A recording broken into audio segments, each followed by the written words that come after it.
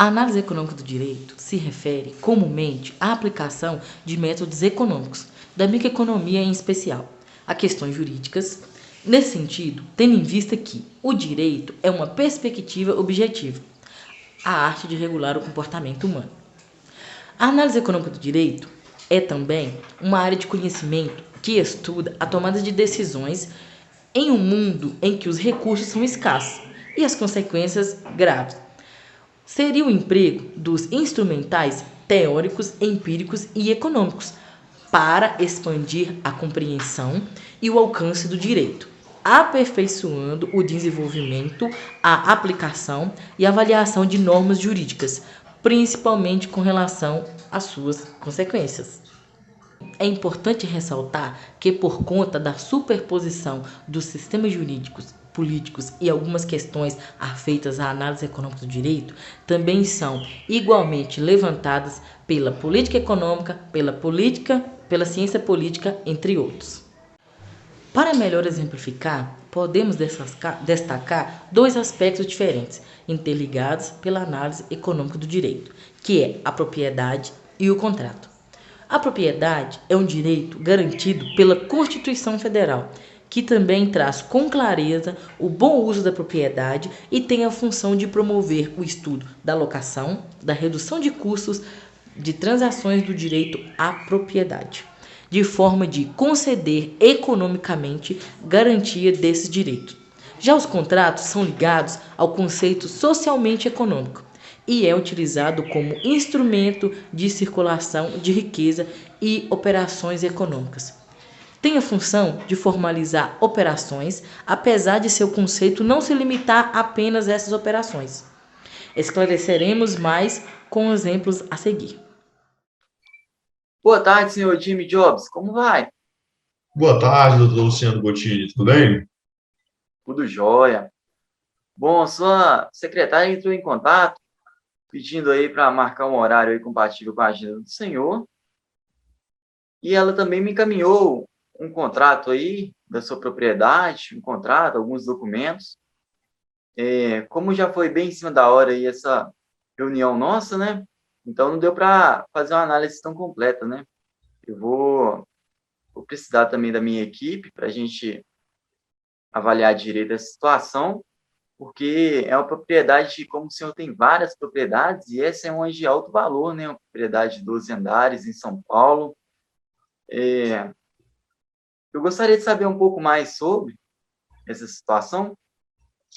Sim, eu adquiri essa propriedade, doutor Luciano, em 2011. Assim que eu Certo, adquiri essa propriedade, eu me mudei para os Estados Unidos, fui morar lá.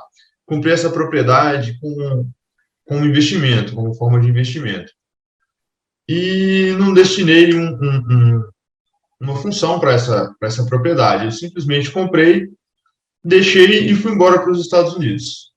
E voltei agora, recentemente, fui averiguar a situação deste imóvel e vi que ele se encontra invadido. Foi feito um levantamento lá no local, tem cerca de 78 famílias residindo lá no edifício. Eles certo. fazem parte de um movimento chamado Movimento Moradia para Todos.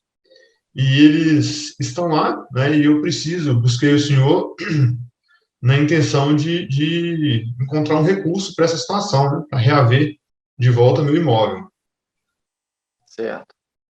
Bom, e a questão da documentação deste imóvel, como ela se encontra? Minha equipe foi bem descuidada com relação a isso, entende? Certo. Por falta de cuidado, eles acabaram deixando sem pagar, sem efetuar o pagamento da documentação deste imóvel. Bom, e pelo que a secretária comentou comigo, ela falou que essa propriedade do senhor, ela é comercial. É isso mesmo? Sim, sim, é um prédio comercial. Certo. Fica, Então, ele fica em São Paulo, ele fica lá no Pinheiros. certo. No entanto, fazendo essa análise rápida desse contrato, eu averiguei que essa parte aí, falando de contrato de propriedade comercial não está explícito lá. Vamos ter que analisar direito desse contrato, porque tem divergências, né? De suma importância aí um contrato ser feito, né, de forma concisa, né? Além de ser de forma concisa, ele tem que ter uma qualidade, né? Assim, ele tendo uma qualidade boa, ele garante, né, os direitos de ambas as partes, né? Além disso, senhor Jobs, a gente vai ter que averiguar também a questão, né, da reintegração de posse, né, do senhor aí também, e a questão dos direitos também dessas pessoas que estão, né, nessa propriedade aí do senhor. Vamos ver, né, se eles vão ficar amparados pela lei, esses invasores, né? E a questão da propriedade também, né? Vamos ter que averiguar também se ela está sendo usada, né, de acordo com a lei, apesar que, como o senhor está mencionou mesmo, que ela é uma propriedade comercial, apesar de não estar de acordo com o contrato, né? Aí, senhor Jobs, vamos averiguar direito e te dar um parecer sobre a situação do caso, ok? Perfeitamente, eu aguardo o retorno da parte do doutor. Bom dia, doutor. Eu gostaria de entender como posso defender a liberação do uso de drogas recreativas em nossa sociedade. Como o senhor, como o doutor, pode me ajudar? Bom dia, amigo. É claro que eu posso te ajudar. Vou lhe explicar como a análise econômica do direito pode fazer você entender melhor a liberação de drogas recreativas e muitos outros temas de suma importância para a sociedade. Você sabe me dizer qual é o contrato mais importante encontrado na sociedade moderna? Oxe, mas é claro que sei. Contrato social é quando o ser humano deixa de viver de maneira individual e passa a viver em sociedade, junto de um todo. É isso, né, doutor? Exatamente, o contrato social. Vou lhe mostrar como a análise econômica do direito pode influenciar até neste contrato, o contrato mais importante da sociedade moderna.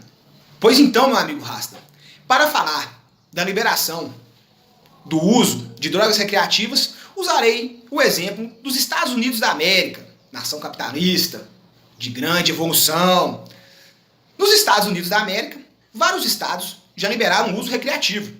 Mas antes desse uso recreativo, foi feita uma intensa análise econômica do direito, pois essa análise ela é essencial para observar os impactos reais que serão causados na vida do cidadão de bem. Antes dessa liberação, foi feita uma análise econômica do direito, para mostrar quais os reais impactos na sociedade, pois aquela sociedade tem que saber quais os prós e os contras liberando o uso desses entorpecentes. Qual a função da análise econômica do direito, meu amigo? Primeiramente, ela analisa quais os impactos na receita tributária.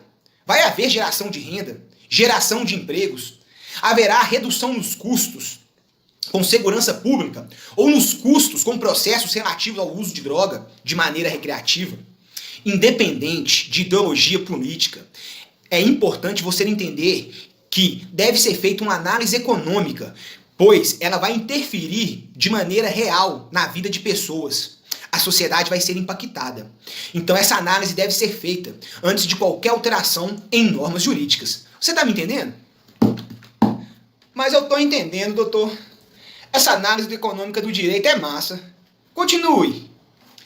Então, meu amigo Rasta, gostaria que você entendesse que o Estado deve observar todos esses pontos. Deve ser feita uma análise econômica do direito antes de alterar esse contrato social. Antes de mudar essa liberdade individual, o Estado deve analisar o que é bom e o que não é bom para o cidadão. Essa análise deve ser feita de forma real, pois os impactos econômicos são reais na vida de qualquer cidadão. Eu espero ter te ajudado e te informado. Precisando, é só voltar. Poxa, doutor, fiquei aqui ouvindo o senhor falar bonito, pensando em Caetano. Antes de apoiar essa causa, vou conversar com o meu deputado e ver o que ele tem a me falar sobre isso. Se ele fez essa análise econômica do direito, para que a gente possa apoiar essa causa. Fico muito agradecido pela explicação, viu, doutor? O senhor tem um bom dia e muito obrigado. Axé.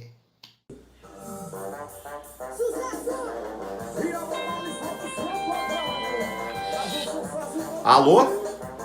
Hã? Resenha? Churrasco, cerveja? Tô dentro. Já acabei meu expediente, vou só fechar o escritório e já tô chegando aí. Tá? Manda a localização. Vai ser num sítio? Piscina, sauna e tudo mais? Não, bacana demais. Faz o seguinte, então, manda a localização. Eu vou só desligar aqui o meu computador e apagar as luzes aqui, fechar o escritório e tô indo. Tá bom? Então tá bom. Tô levando a cerveja, hein? Vou levar minha cervejinha e hoje promete. Então tá bom. Até mais. Tchau. Vou lá, né? Final do expediente. Acabou o expediente, fechou o escritório, não resta nada. Deixa eu ver se eu não tô esquecendo nada. Acho que não. Vamos lá. Ai, numa hora dessa. Alô?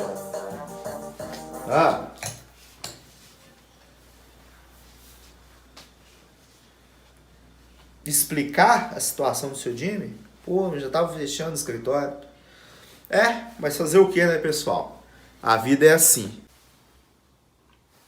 Já que eu não vou pro meu churrasco, eu resolvi retornar até minha sala e explicar para vocês a situação do Sr. Jobs.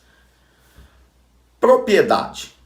Vamos analisar a situação. O Sr. Jobs foi para os Estados Unidos e deixou um prédio, um edifício no centro de São Paulo, abandonado. Ficou 10 anos abandonado e 10 anos sem pagar seus devidos impostos. O que entendemos sobre propriedade no Brasil? O direito à propriedade no Brasil, ele está na Constituição Federal de 1988. Todo cidadão tem um direito à propriedade. Porém, como direito limitador, temos a função social. Vejamos, na Constituição Federal, o artigo 5º, inciso 22, fala, é garantido o direito de propriedade. O inciso 23 fala, a propriedade atenderá à função social. O que é essa função social? Como eu falei, ela é um direito limitador. Eu compro a propriedade e deixo ela abandonada, a Deus dará? Não posso. Eu tenho que cumprir, pois eu vivo em sociedade. E isso pode trazer malefícios às outras pessoas que estão ao redor, né? Então, podemos ver o artigo 1275 do Código Civil fala, perde-se a propriedade por alienação, por renúncia, por abandono, por perecimento da coisa, por desapropriação. Então nós podemos ver que o Sr. Jobs enquadra aí por abandono e por perecimento da coisa. Perecimento da coisa é você deixar uma propriedade a Deus dará e não preservá-la, ela vai acabando. Já o artigo 1276 fala, o imóvel urbano que o proprietário abandonar com a intenção de não mais o conservar em seu patrimônio, o que se não encontrar em posse de outrem, poderá ser arrecadado como bem vago e passar 3 anos depois da propriedade do município ou do Distrito Federal, se achar nas respectivas circunscrições. O segundo parágrafo desse artigo fala, presumir-se de modo absoluto a intenção a que se refere este artigo, quando cessados os atos de posse, deixar o proprietário de satisfazer os ônus fiscais. Nós concluímos claramente que o Sr. Jobs perdeu a propriedade, né? Não foi só eu que perdi o meu churrasco. Então, entende-se que nós temos direitos e deveres à propriedade no Brasil. Isso aí é algo que é extremamente fácil de se entender. Um empresário bem esclarecido como o Sr. Jobs marcou bobeira, perdeu a sua propriedade. Em relação à análise econômica, podemos citar que ela tem, a propriedade dentro da análise econômica, tem suas bases fundadas, apesar de ser judicial, tem suas bases fundadas na análise econômica. Então, o que a gente pode entender por isso?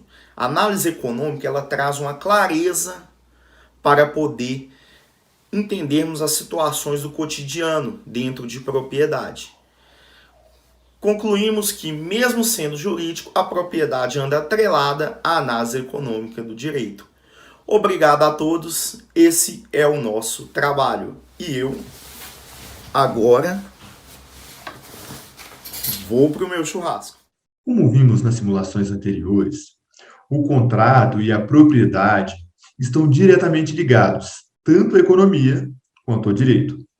Partindo desse ponto, o nosso grupo concluiu que a função econômica do contrato é dar poder de compra para a sociedade e garantir que pessoas e empresas de classes econômicas distintas possam adquirir bens e que possam ter os seus direitos assegurados e garantidos. Com relação ao direito de propriedade, nós concordamos que ele nos assegura o direito de usufruir de um determinado bem e também de determinar, segundo a lei, o que será feito deste bem.